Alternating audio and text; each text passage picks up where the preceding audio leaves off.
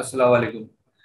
इस वीडियो में हम बात करेंगे एसईओ के हवाले से कि एचसी के ऊपर आप अपनी ऑप्टिमाइजेशन अपनी प्रोडक्ट्स की किस तरह कर सकते हैं और किस तरह जो है अपनी प्रोडक्ट्स को ऊपर लेके आ सकते हैं एचसी की मार्केट प्लेस के ऊपर। मैंने कुछ जो है चीज़ें एचसीओ के हवाले से एसईओ के हवाले से जो है मैंने अपनी खुद की रिसर्च की और जो है उसको अपने लिस्टिंग्स के ऊपर अप्लाई किया और उसको जो है मैंने उसके रिजल्ट्स मुझे जब अच्छे आए तो मैंने सोचा कि आप लोगों के साथ भी ये चीज़ें शेयर कर लूँ और आपको भी फायदा इससे हो जाए। तो इसके अंदर एसईओ के अंदर जो है ये मैंने एक पीडीएफ बनाई हुई है जिसके अंदर जो है कुछ चीज़ें हैं जो कि जैसे कि पहली जो पेज है उसका है लिस्टिंग टाइटल।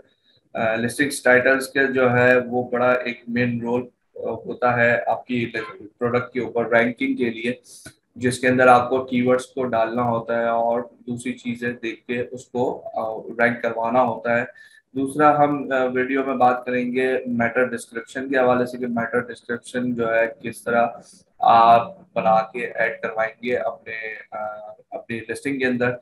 मेटा डिस्क्रिप्शन वो होती है जो कि गूगल के अंदर सर्च के अंदर आती है। जैसे कि अगर आप कोई चीज गूगल सर्च के अंदर सर्च करते हैं तो वो टाइटल सर्च रिजल्ट के ऊपर जो वो टाइटल के नीचे छोटी सी डिस्क्रिप्शन आ रही होती है वो मेटा डिस्क्रिप्शन कहलाती है और वो एचसी के लिए एचसी की जो लिस्टिंग है आपकी उसके लिए बड़ी मायने रखती है, हेल्पफुल रहती है।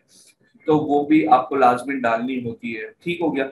इसी तरह दूसरी की अगर मैं बात करूँ लिसन डिस्क्रिप्शन, तो लिसन डिस्क्रिप्शन के अंदर जो है बहुत सी चीजें ऐसी आपको देखनी है। जब आप डिस्क्रिप्शन बना रहे होंगे तो उसके अंदर अलग अलग किस्म के आपको टैग्स को ऐड करवाना होगा ताकि आप अपने लिस्टिंग्स को अलग अलग कीवर्ड्स के थ्रू जो है ऑप्टिमाइज कर सके, रैंक करवा सके एचसी मार्केट प्लेस के ऊपर।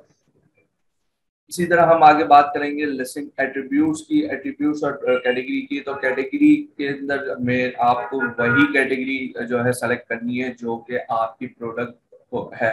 लेट सपोज अगर आपकी प्रोडक्ट वुडन है तो वुडन की को कैटेगरी आप सेलेक्ट करेंगे, ना कि आप मेटल की कैटेगरी को सेलेक्ट करेंगे।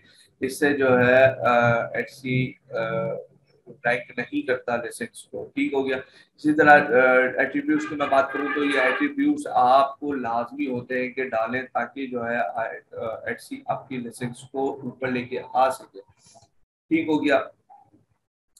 अब इसी के साथ जो है शॉप सेक्शंस की मैं बात करूं तो शॉप सेक्शंस जो है वो लाजमी होता है कि आप जब सेक्शंस बना रहे हो शॉप के अपने, तो उसके अंदर आप अपनी जो है क्या कहते हैं जो सेक्शन का जो नेम होगा वो लाजमी आप एज अ टैग या कीवर्ड को लेकर यूज करते हुए नेम को रखें।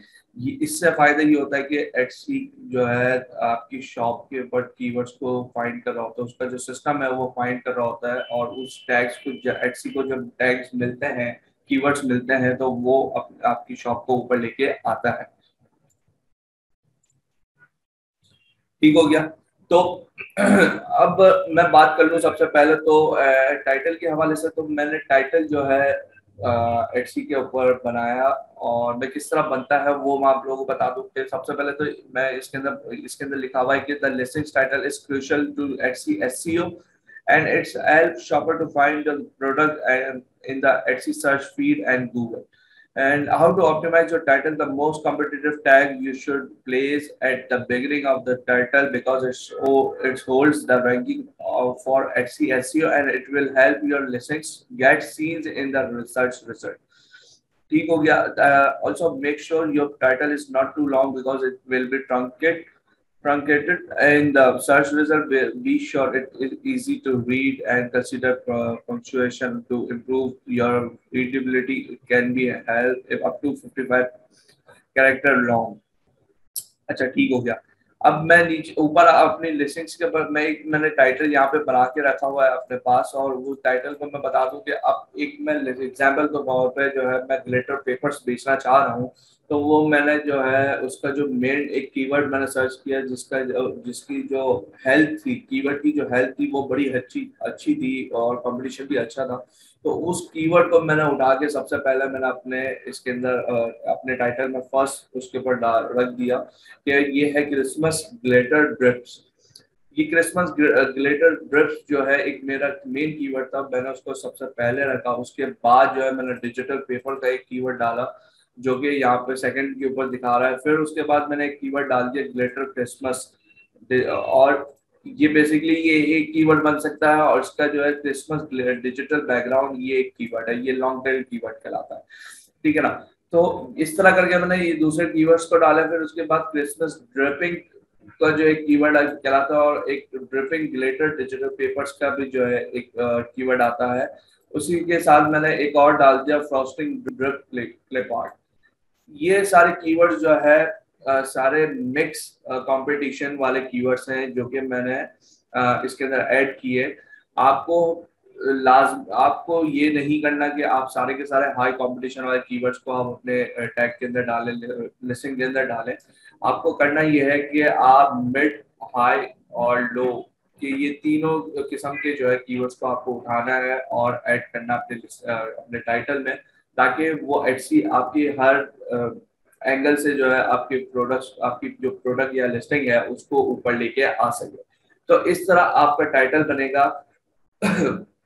और जो है आप अपने कीवर्ड्स को इस तरह सेट करेंगे ताकि आपका मेन चीज आपकी जो है आपका मेन कीवर्ड होना चाहिए जो कि जिस नौयत की प्रोडक्ट। अब मैंने जो है ग्लिटर पेपर्स बेचने थे, तो मैंने जो कीवर्ड निकाला वो क्रिसमस ग्लिटर ड्रिप्स का निकाला, और उसको मैंने फर्स्ट उसके ऊपर रख दिया ताकि जो है वो हाई सर्च के अंदर ऊपर आ सके मेरी लिस्टिंग को। ठीक हो गया।